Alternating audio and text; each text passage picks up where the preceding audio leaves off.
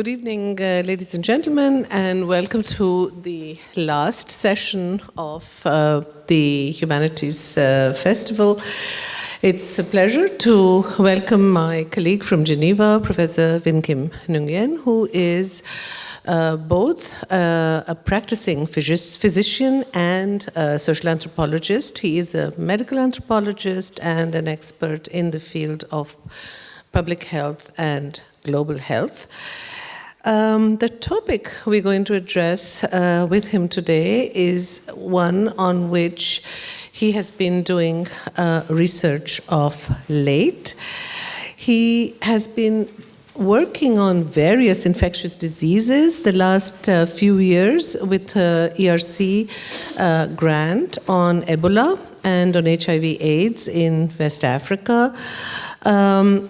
So his research focus has been for many years infectious diseases. The two books actually, for which he's very well known. One, The Republic of Therapy, addresses the whole question of the changing nature of sovereignty, triage, in the way community organizations have had to take charge in West Africa of coming to terms with the HIV epidemic. The other book, which is a minor classic, it came out in 2010 in the second edition last year, or this year, 2018, An Anthropology of Biomedicine, is looking at biomedical technologies and the body as sites which are not only shaped by our genetic makeup and their interaction with technology, but making a very powerful argument about why the body is not something which is universal, as biology would have us believe, but is a malleable entity. And the work which we are going to discuss with him today is on wounds, war wounds, more particularly in the Middle East, or beginning in the Middle East, the so-called Iraqi bacter, looking at how certain kinds of, what is the power of these bacteria, which are highly resistant to antibiotics, how these bacteria have traveled, so their global diffusion, and what does it really mean for a looming problem which we need to address in the field of public health. So what I'm going to do is to ask him to give us a short introduction to the topic, and then I'll discuss various aspects of it which, as a non-medical person, have interested me. So thank you for inviting me, and I think the first thing that I should say is that this is a very sort of exciting and sprawling project that is very much a collaborative one. So I'm the one who's here in front of you, but virtually behind me is a whole community of researchers and physicians who have been drawn into this problem. In Syria, in the wake of the wars in Iraq and lately in Syria, some of them who have been unfortunately assassinated in Syria, as you know. So it's very humbling to be able to be here in front of you. The story is at once. I'm going to tell it in a very simple way, which is that in the simplest way possible, which is that in 2008. Or roughly around 2008, American military surgeons started noticing that many soldiers returning from Iraq had these wounds that wouldn't heal, and in fact found that they were wounds that were infected with a highly resistant strain of bacteria, which is quite an unusual bacteria to find in wounds, and it's got a rather amusing name. It's not an amusing bacteria, but it's got this name, which is Acinetobacter baumannii. Acineto meaning motionless, because it doesn't have a little flagella, it doesn't have a little tail to push it around. Baumannii after Baumann, the discoverer. So because this bacteria, this drug-resistant bacteria was described in Iraqi veterans, it was called Iraqi bacter. But since in the last 7 or 8 years, Iraqi Bacter, although we don't really call it that anymore, but I will here, has become a global problem. It disseminated from, it spread at the Landstuhl hospital in Germany into Afghan veterans, and it has disseminated into the general population. In other words, we are seeing little outbreaks in non-veterans and all over the world increasingly. So we got involved because we started, so my colleagues Omar Doechi and Hassan Abu Sita, who are, Omar's a medical anthropologist and Hassan is a surgeon in Beirut, started noticing this infection in the people they were treating there for various war wounds, initially Iraqis and increasingly Syrians.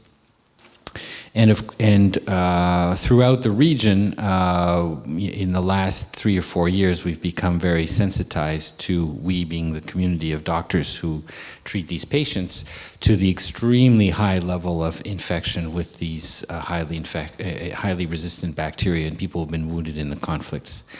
I was just in Palestine in July, in Gaza. In Gaza, there are some patients who who are infected with bacteria that are resistant to all known antibiotics.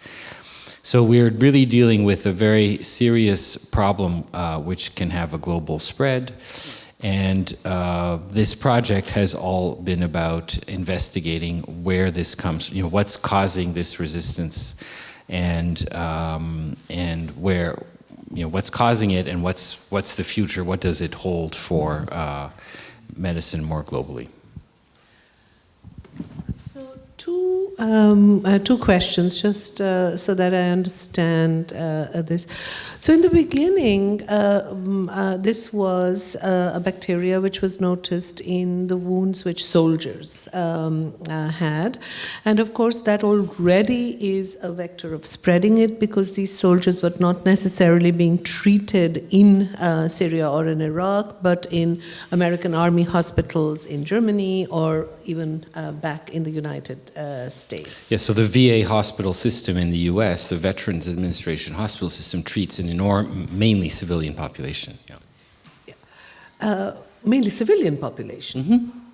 Well, ex-soldiers, but also families, people. I mean, the military is kind of a big undertaking in the US, so it gathers a lot of people. Right.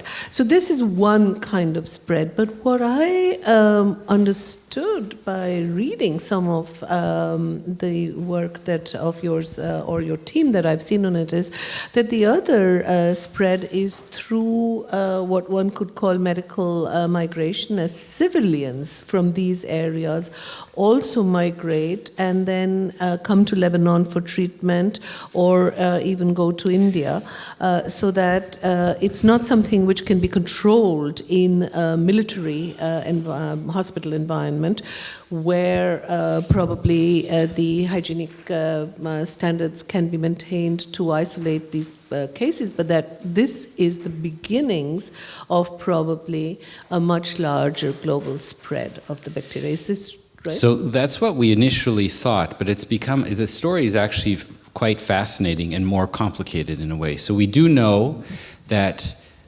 bugs get spread within hospitals because very sick, immunocompromised people are cared for by doctors and nurses, and they're spread inadvertently by, when we don't wash our hands. That's kind of the stereotype. So now, at the hospital where I work at, there's actually a security guard in front of the ward who checks to make sure you wash your hands and that you change your gown and so on and so forth. But and then we thought there's not much evidence that, so it's a bacteria in this case which has to be in a wound. It doesn't appear to travel just on the bodies of people.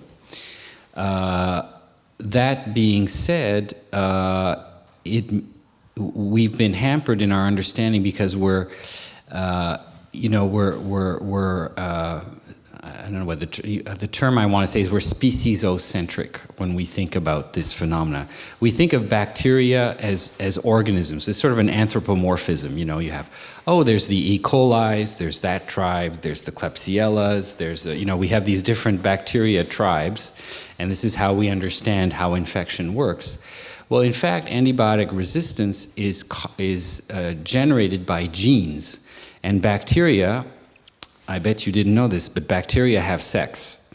They're constantly exchanging genes in various ways through all kinds of, I'll spare you the anatomical details, but there are different mechanisms by which bacteria exchange genes. So in fact, the phenomena of antibiotic resistance has a lot to do with the broader ecology of different where bacteria live in the environment and in the environment. So if you've ever had an infestation of pantry moths, you'll understand that it's that one bag of rice or something which is invisible, right? You're not cooking with it, right? You're cooking with your flour and your eggs or whatever. But in fact, deep down in some drawer, you have a reservoir of infection, which is a bag of rice and we think increasingly what we've been led to think by looking at the evidence is that Acinetobacter, which as I said before, it's a very unusual pathogen. It's not found very commonly. As I said, they're isolated outbreaks. So in the hospital I work at in Montreal, we had an outbreak which killed 4 or 6 people, but they were very ill. They were in the intensive care unit, etc. And we have these kind of little outbreaks. But we think that this bacteria is acting as an environmental reservoir, like the bag of rice in the bottom of the drawer where your moths are proliferating. It's a really, really great bacteria. I quite like it. It's immobile. It's like a fat, lazy bacteria. It's very, very fat because it's bloated with all these antibiotics. It collects genes from the environment. So it's a gene hoarder. It's very fat, and it makes it, when you're big and you're carrying a lot of baggage, you can't move very fast, right? So its strategy for surviving is to carry all this baggage around so that when an antibiotic hits, it's the only one left standing, right? Because all the other slim, agile, virulent bacteria get killed off by the antibiotic. So this is why we think we're seeing it in the wounds. Because these are patients who are being literally, inundated with antibiotics, and because it's got all these genes, it's the only one left standing. The interesting and somewhat scary thing is that there is evidence now that this, we have to stop thinking in a kind of a species-ocentric way, right? So we see bacteria as humans, in a way. They're organized in tribes. They have different names. Each bacterial tribe has its genetic makeup, and then you have a little miscegenation and sharing of genes and so on. But in fact, bacteria are ecosystems, right? They're biomes. And so when you think about it this way, it's maybe useful to think more about, let's say, termite hill, is that there are fast, deadly, quick, slim, sharp bacteria, which are the ones we get, E. coli, Klebsiella, not less so Pseudomonas, but they're bacteria that cause infections in humans aggressively, but which are not very antibiotic resistant. And their strategy is to be sharp and quick. And then you have the lazy, fat, kind of indolent bacteria, like Acinetobacter. But what they do is they're the kind of genetic library for the other bacteria. So these other bacteria go and source genes in Acinetobacter, which is how they get resistance. So there is some evidence that Acinetobacter actually acts as a clinically invisible reservoir of resistance, that it's there in the bottom drawer, in this case in the environment, collecting these genes. And of course, in this conflict, what we're seeing is that people are being wounded in ways where there is a lot of inoculation of soil and so on, where the bacteria lives. You've all heard of barrel bombs and wire and fecal material in the bombs and all this kind of horrible stuff. And what it does is that it creates very bad wounds with a lot of inoculation. Two follow-up questions, just that I follow what is happening here. So on the one hand, when you say that this is a bacteria which is part, or we are finding it primarily in conflict zones, does this mean that... In patients wounded in these conflicts? Yes, patients wounded in the conflicts. So does it just have to do with the kinds of, or the lack of the kinds of treatment available in hospitals in the conflict zones? So one possible understanding could be, yes, the fact that the health infrastructure collapsed in a lot of these countries, that part of the problem is that you had very few antibiotics with which you could treat people, so that it's a mix, now I'm thinking of the socio-economic environment and not the ecological environment of the bacteria. So is this a story about the destruction in war of medical health infrastructures, hospitals, lack of availability of medicines, and in the Iraq case, of course, the sanctions, which are also for a long, long period, hit the country in a way that it restricted access to medicines? Or is it also, as you just described, a question of the destruction of urban infrastructure, contaminated water, sewages, other kind of pollution, or it's a mixture of the two? So what is the sort of war environment which... So there's no, I get the question, and I think it's difficult to answer other than sort of more generally, because once again, these are nothing's been proven. So the question of sanctions in Iraq is an interesting one, because antibiotics were so limited, and it's not really clear if that would have contributed to or had the opposite effect in terms of antibiotic resistance.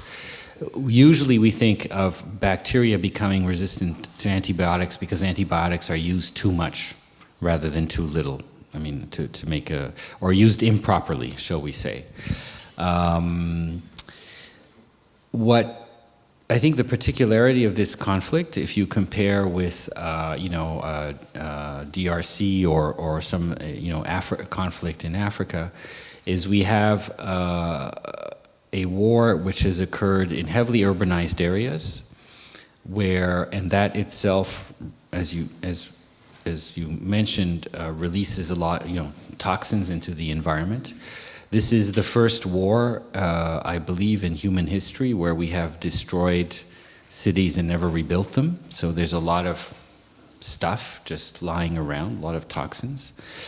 The second thing that I think is we have to keep in mind, that's another specificity, is that these wars have occurred in countries with extremely advanced medical systems. I mean, systems as advanced as Austria.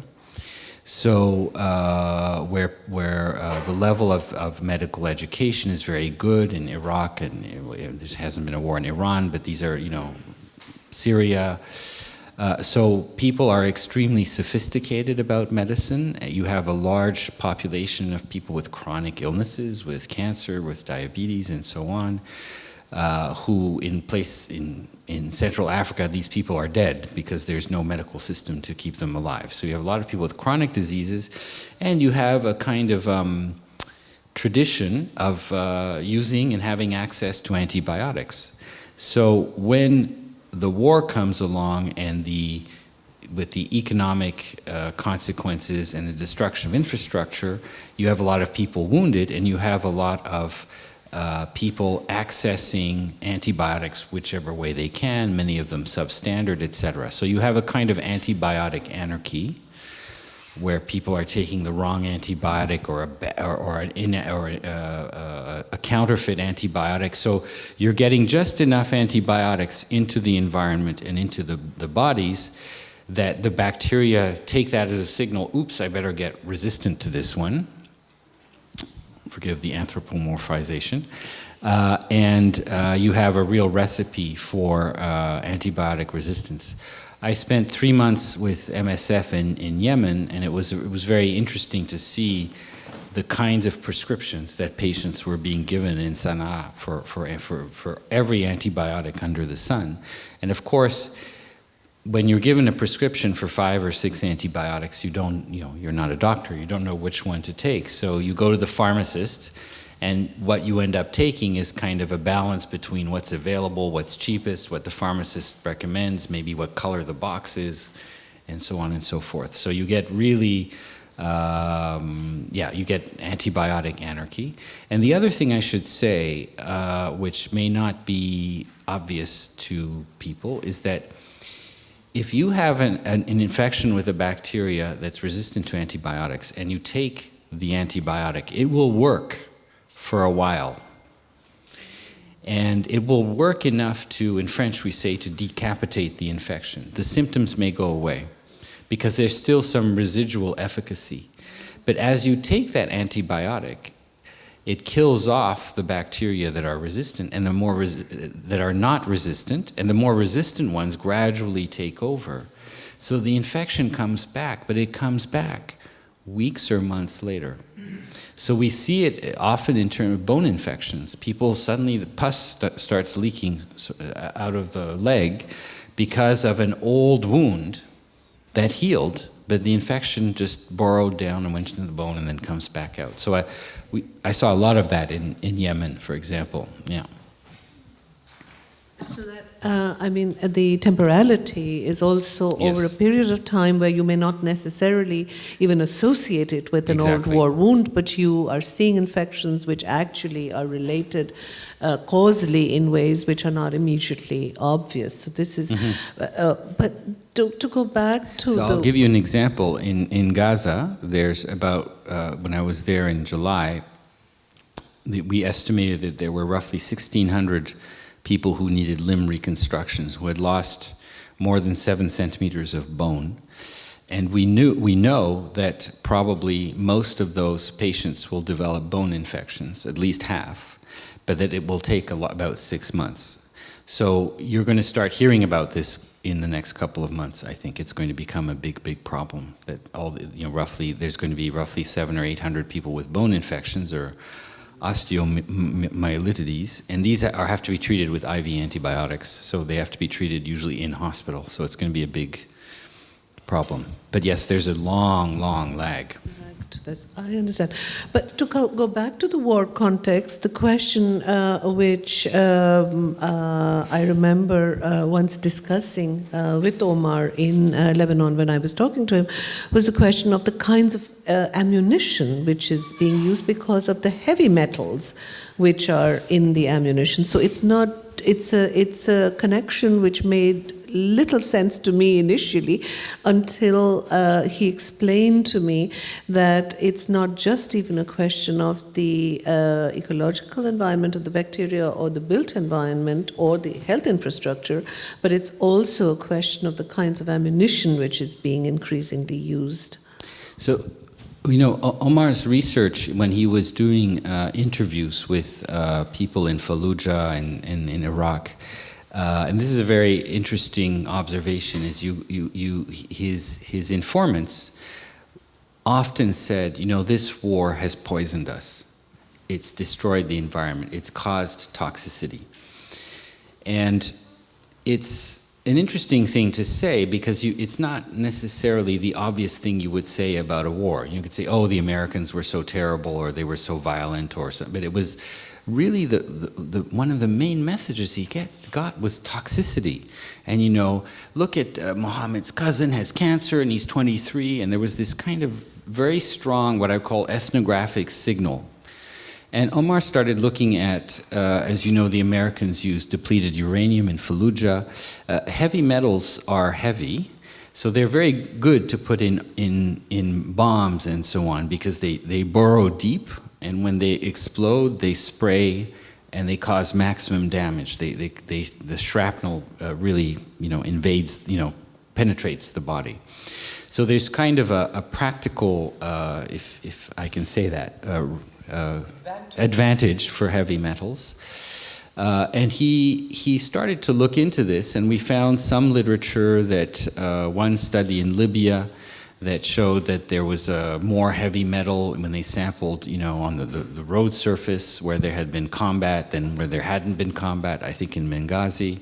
And this is kind of something we kind of have always known. When you blow up buildings, you release heavy metals. The arms, the ordnance has heavy metals in it as well, but there's also an indirect effect just from destruction.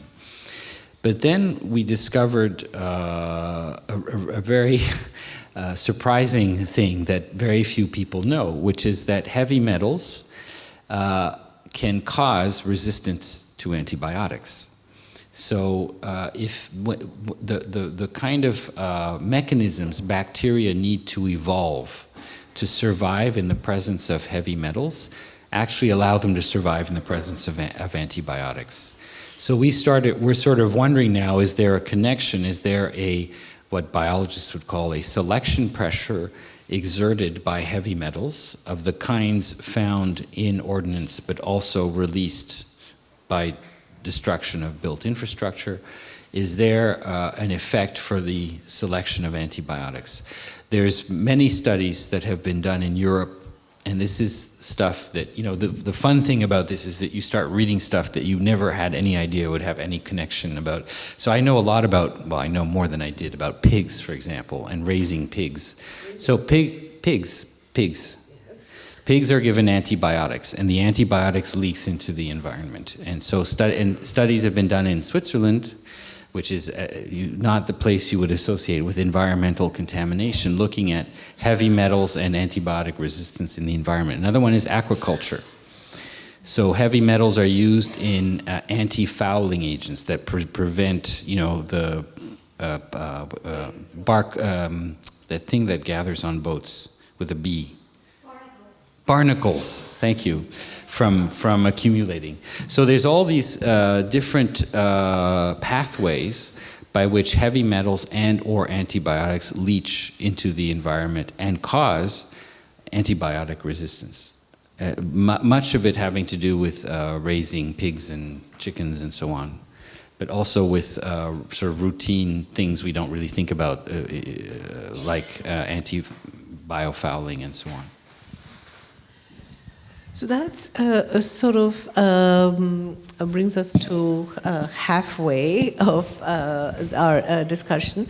And I was just wondering, let me open up to questions from the audience, and then we can continue our discussion, because there could be people here who have much more technical competence on the matter than myself, and so they may want to ask you questions which are not on my agenda. So let me first turn to the audience, and then we can resume some of the questions I have at the back of my mind.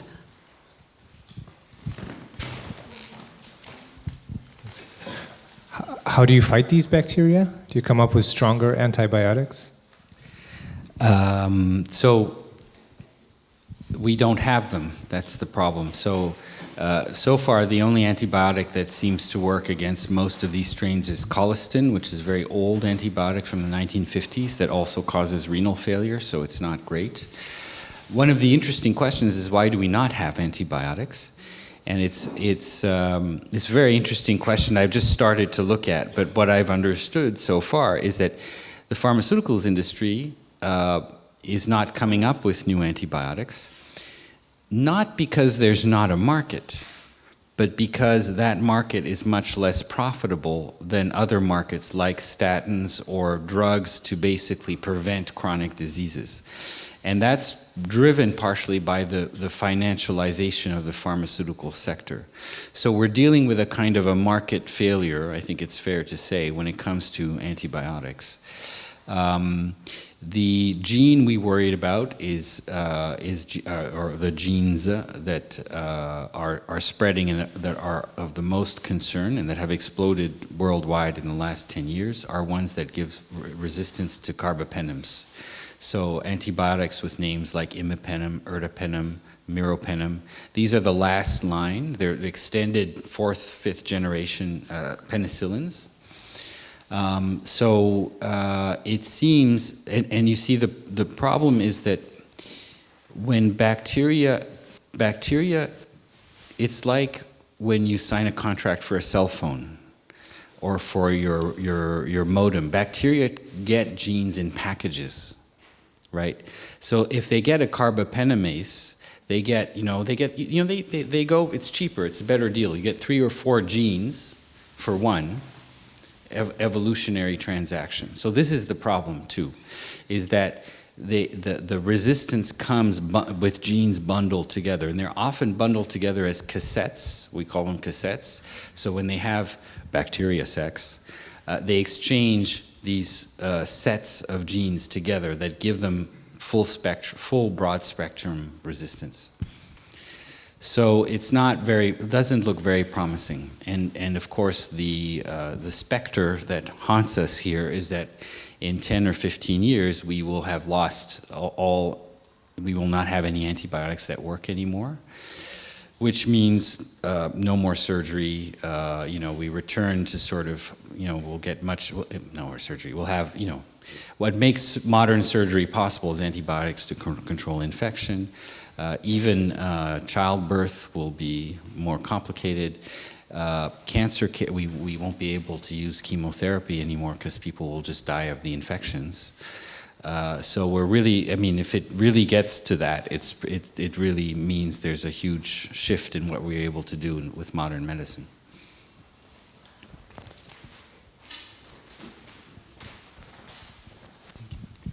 Well, thank you for this really fascinating talk. Referring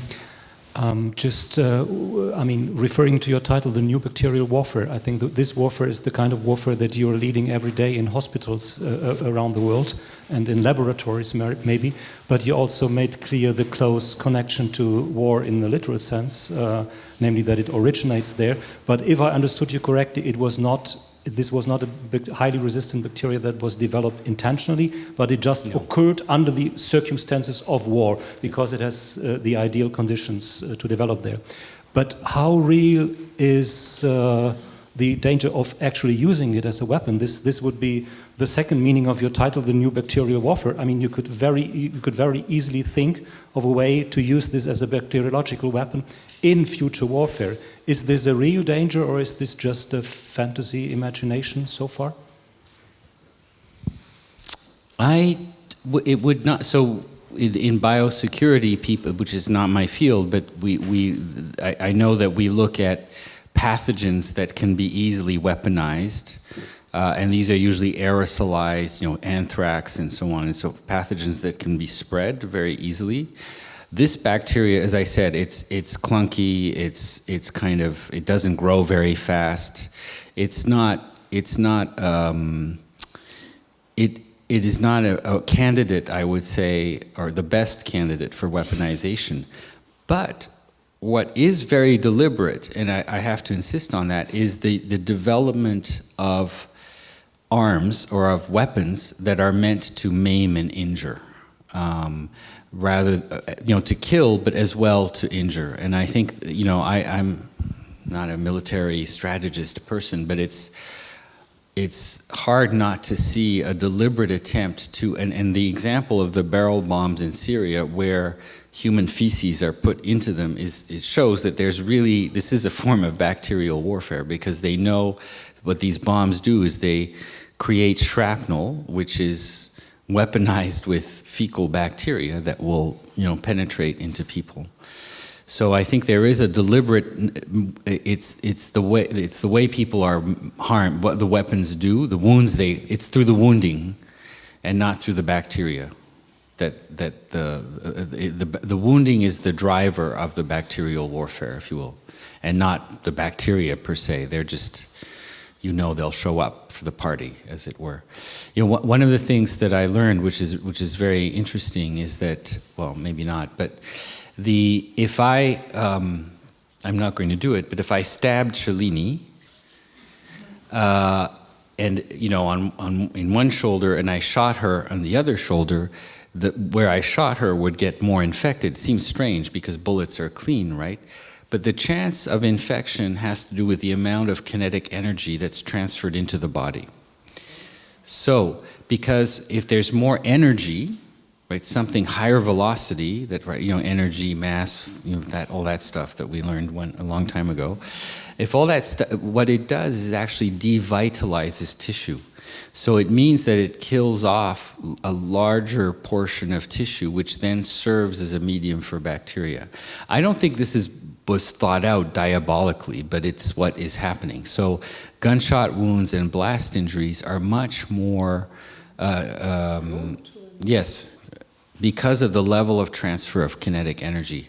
Crush wounds as well, because they cause a lot of devitalization. People actually, I don't know how they do it, people actually study this. There's a center for blast injuries at Imperial College, you know, where they just, I don't know if they just blow up rats or what they do all day, but you learn very interesting and rather morbid things when you study this.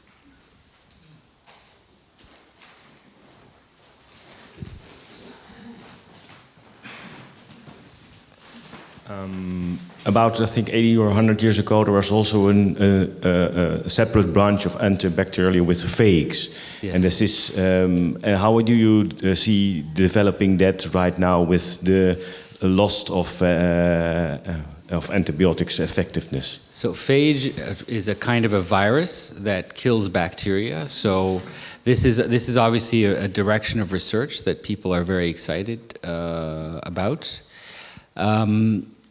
One of the things that, as an anthropologist, I think is worth pointing out is that our model of medicine is based on sort of targeting. It's a warfare model, right? So you have a risk, it's a cause and effect model. And cause-effect relationships can be very simple, but can be very easy to show for a handful of phenomena: smoking and lung cancer. High blood pressure and myocardial infarction. So we've had these early successes with cause-effect medicine, right? But you know, it's blinded us to the fact that there are much more subtle and complex and systemic interactions that can crystallize or not as disease. And when we see the potential end of antibiotics, it is a failure of a cause-effect approach to treating disease, right? Okay, we're just going to blast the cause, you know, and then the disease will disappear because it's the downstream effect. Well, increasingly, we know that doesn't work, because if you take out one cause, so if I prevent heart disease in the men in this room, they'll all get prostate cancer, right? I mean, sorry, that's a bit grim, but you know, it's such a simplistic model, right?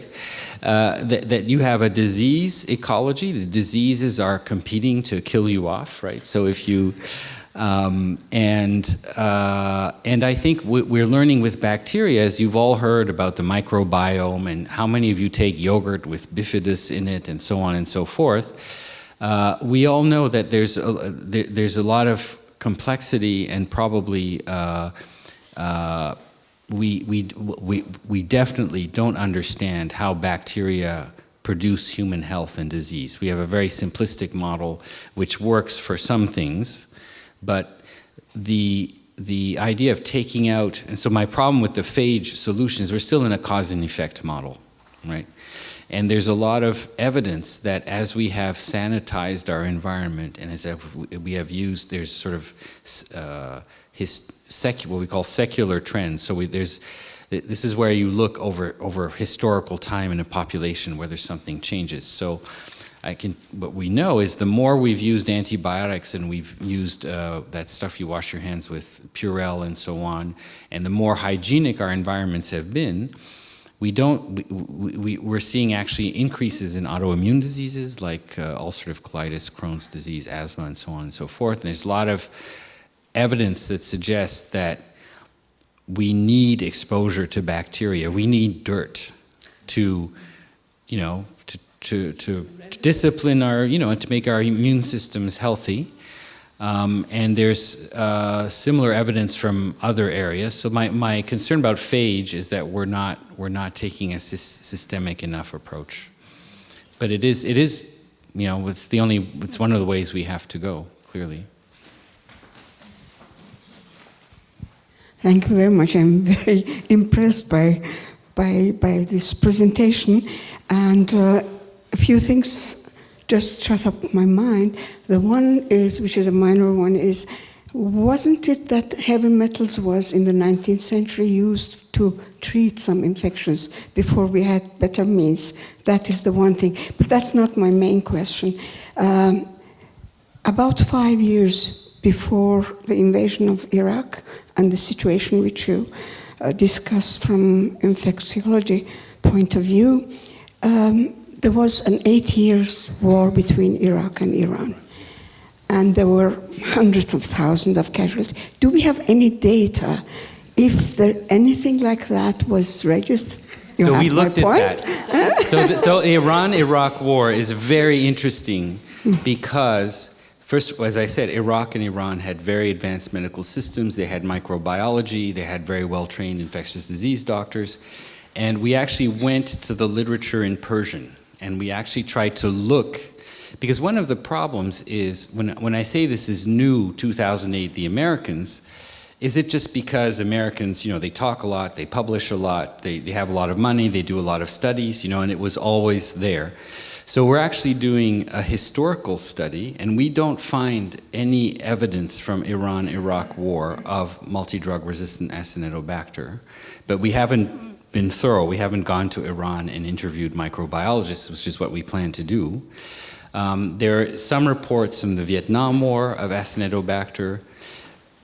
Our methods of detection have changed over time as well, so there could be a bias there that we're not detecting it because we didn't have the methods back then. So part of our research is actually historical, and we're working with Hannah Landecker, who's a historian at UCLA, to look at that. And in fact, she was just telling me about what you said. So so a lot of heavy metals are used, neosalvarsan and so on and so forth, to treat syphilis, and she just wrote an email to me 2 days ago, but she was saying that she's trying to see if there's any evidence of bacterial outbreaks linked with the use of these heavy metal-based compounds. So you're absolutely right. And mercury was in the 19th century, they were using all kinds of stuff. I mean, it makes my blood curdle when I think about it. But then again, 19th century is a pre-antimicrobial environment, right? So another little funny story. One of the theories is that this idea that our immune systems have changed because of antibiotics and hygiene, and so people want to look. The where you would see that is the microbiome, right? So you would want to see the ecology of the gut bacteria. So how do you get gut bacteria from the pre-antibiotic age? You need very, very old shit, right? And so there are latrines that people are digging up, right, that have been to sample the DNA. This is crazy, the stuff people do. So people are very interested in this. I was saying with asthma and so on. People are it's actually a very serious topic, as it should be, of microbiology research. And we actually have fossilized microbiomes in old latrines in Europe, as well as dental scrapings can also be used. The technology is amazing.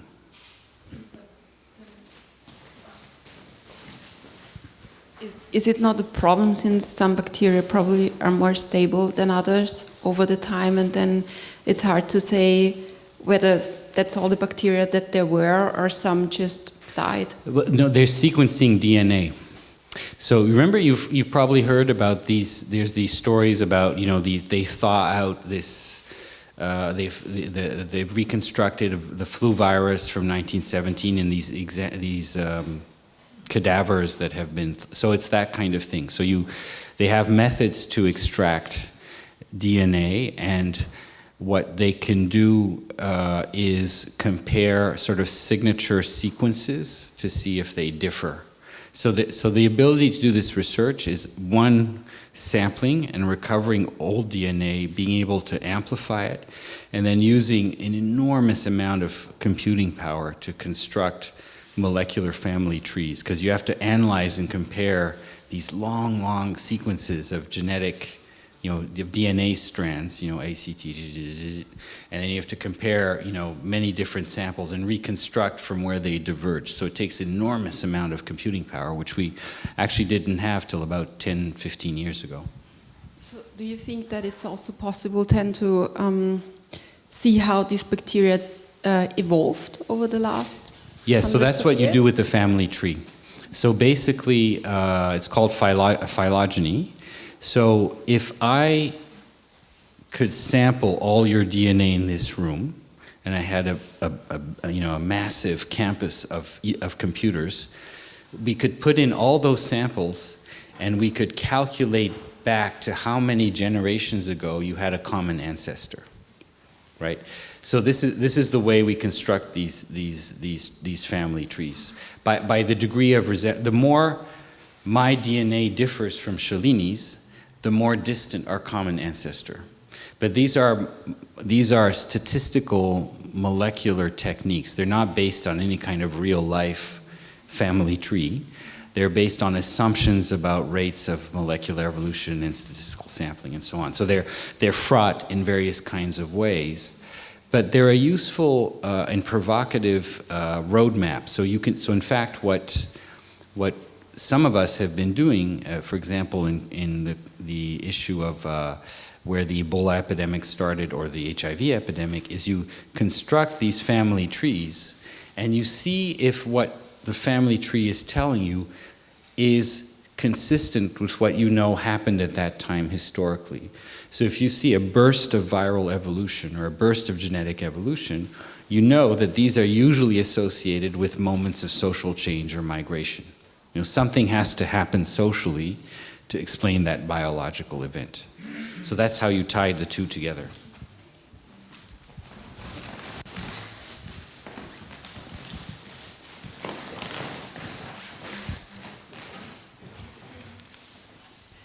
I want to ask you a question about something that you mentioned on the site, and I hope I understood you wrongly, but did you say that in 15 years there will be no antibiotics that work at all? This is the doomsday scenario, which I'm not saying, it's people like WHO who are saying it, and it certainly is plausible because Possible scenario if 15 years is a doom. I mean, what is the end of the world, that stuff. You have Trump, and then you have we just had Trump, and now you have we should have had a panel on climate change. If this is true, this will transform medicine, and Absolutely, it will have very dramatic consequences for Yeah. development of the world. So how plausible it is that this happens? It is fairly, I would say there's a fairly good chance that it will happen eventually. Why don't we hear about that? Well, there's been a lot of there's been coverage. There's been stuff in it's emerged as one of the top priorities. But it's like climate change. Why are we so bad at dealing with climate change? Maybe I'm not the specialist on why we're bad on dealing with climate change, but what I understand is that unlike Trump, it is a large, complicated issue. He's large but not complicated, definitely an issue. And as humans, we're not good at responding to these kinds of very large, slow-moving, complicated issues. I think that's been my understanding of why people say we're bad at climate change. Antibiotic resistance is a similar problem. It's slow. It requires making very significant short-term sacrifices for hypothetical long-term gains, as you know. And there's another problem where it's a lot like climate change, is we have benefited from antibiotics. You and I, we've grown up healthy, we've had good medical care. So now we want to restrict antibiotics just at the moment where the majority of the world's population is poised to benefit from them, right? So climate change is the same thing. Climate change is saying to India and China, well, you can't have development because it pollutes, right? But we've had the benefit. So it's that kind of complexity you get with antimicrobial resistance. But it is a very, very, very, I think it's pretty high on the agenda, and you're going to hear more about it. If you go to a hospital, and I'm sure it's the same in Vienna, you'll notice it because patients are screened, they're isolated. We screen people now for these antibiotic-resistant genes, and we isolate them if necessary, and it adds a lot of complexity to hospital care. It's really gums up the system, and so we're quite aware of it. I think we're seeing it. But it all has to do with understanding how these genes spread and how good they are at spreading across bacteria. So there's a lot of unknowns, but the pessimistic scenarios are 10 to 15 years. So in this very scary context, are people asking questions about what possibility there is in Ayurvedic medicine or alternative medicines? Or are you saying that this environment that you're talking about is now there's a global spread to this? Which really no other forms of medicine also may not have the answer. Well, when I say that simple cause-effect medicine, which is Western medicine, may have run its course, in a way I'm nodding to not necessarily Ayurvedic medicine, but clearly there are much, much older established literate medical traditions in China and India, notably, that take this is where I become the anthropologist, but they take a much more cosmological, and they're very similar actually to humoral medicine and to the medical systems that have dominated over human history, which are medical systems that locate the cause of illness outside the body and in forms of imbalance of various kinds, to just gloss it that way. And it's funny because they all share, you have Qi and Chinese medicine, the humors and humoral medicine, but conceptually, what is very different from biomedicine is the way they eschew a simple cause-effect relationship, right? It's all about balance, and it's the other thing where they're very different, all these other medical systems, is that they see the illness in the individual as being highly specific to that individual, right? Whereas if you have a heart attack and I have a heart attack, it's the same disease, right? It's not individualized. And don't believe all this crap you hear about, personalized medicine, because it's all based on this genetic kind of cause-effect, kind of very simplistic, mechanistic model, but that looks complex. I hope there's nobody from the Faculty of Medicine here, but anyway, that looks very sophisticated and complex because you can gather a lot of data and crunch it, right? But it's just if cause and effect is wrong or flawed, it's not by just adding more and more and more and more different cause and effect relationships and observing statistical patterns that you're going to get to something that's different, I think, personally. But we love personalized medicine because it involves platforms and big university hospitals and lots of money to pay researchers and, that kind of stuff.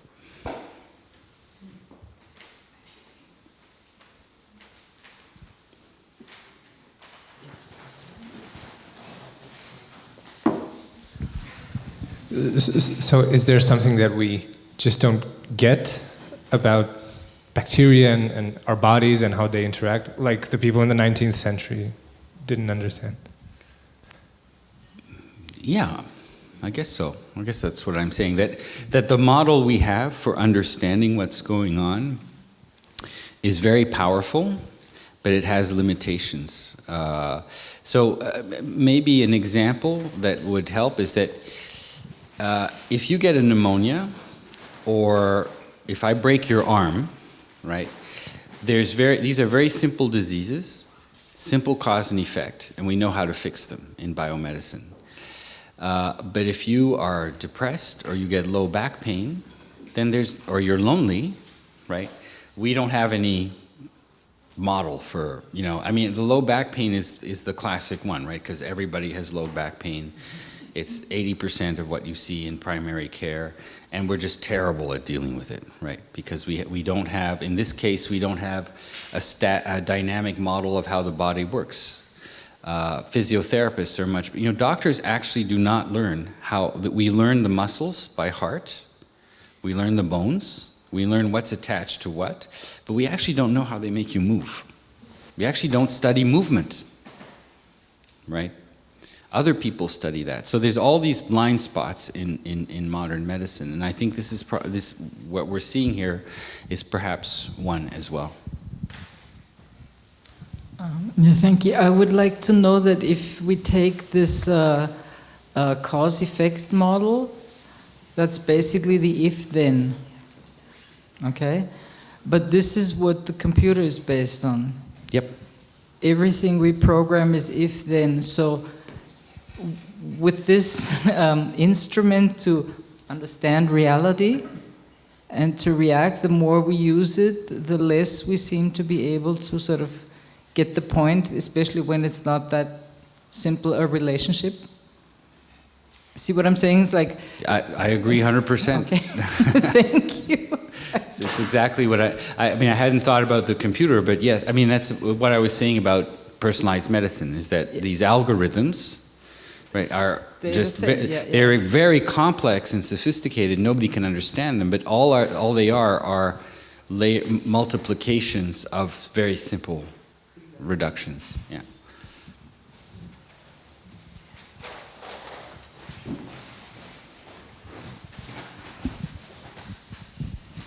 So this is, of course, a rather gloomy picture. I mean, Trump, at least one could get rid of in the next election. This doesn't sound like it's going away soon, but I just want to end the discussion with coming back to a point which you had mentioned, which is the financialization. Because one of the arguments you were making is the reason why we don't see better or newer antibiotics is that it's not very profitable to do it.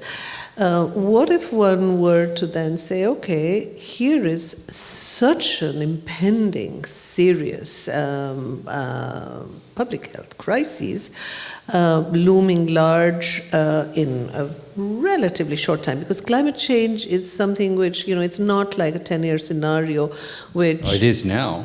It is? In that serious? I mean, here I have the feeling I know that it's serious, but the question is here 10 years, and this is, I think, what made Desi sit up suddenly. Say, you could, if you have children, you are, or even if you're thinking you could be around for the next 10 years, then it's sort of it's a time period which is really, for most people, calculable. And so the question would be, is it just a question of finding the money to invest in other systems, or the path is a very different one, because of what you've been trying to say is the limitations of a reductionist model of just thinking about health and illness, because if that is the case, then no amount of putting research money into new antibiotics is the answer. We really have to think out of the box here.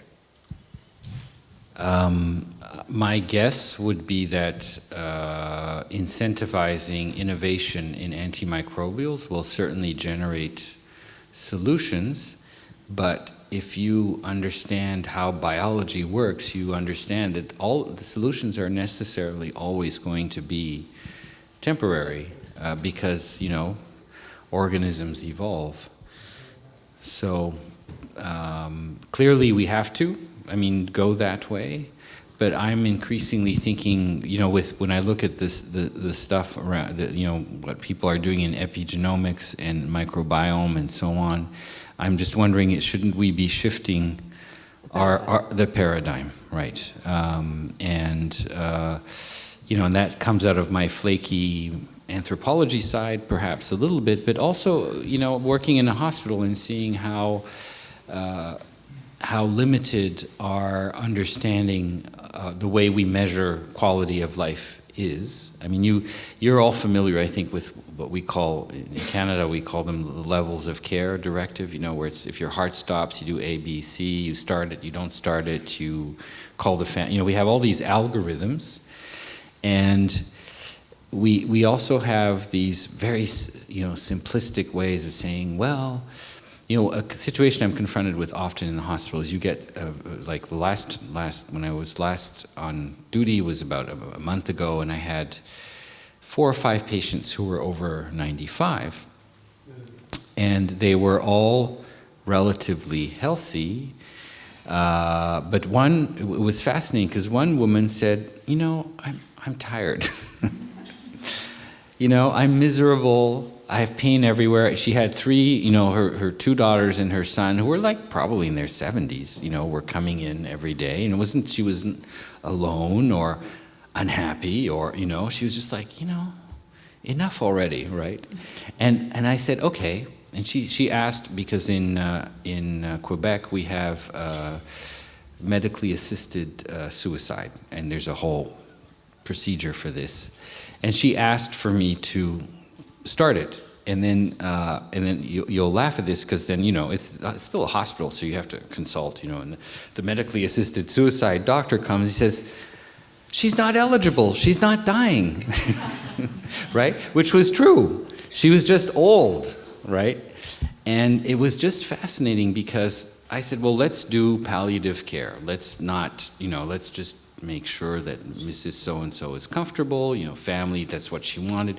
And of course, the minute the patient is told it's okay to die, she feels much better, right? She's in a much better mood, of course. But the fascinating thing is that you couldn't, if she doesn't have cancer and a disease like, end-stage heart failure, end-stage renal failure, or cancer, we keep trying to keep people alive, even if it makes them miserable. Blood tests, one day she had a headache and the intern ordered a CT scan, and I almost ripped his head off. I said, why are you doing a CT scan, So I think, so part of where I'm coming from is this kind of frustration with the way our hospitals are, and I'm sure it's the same in Austria. I mean, it's the same in France. I've worked in France, the same in Switzerland. It's worse in Switzerland because the more you do, the more money you make.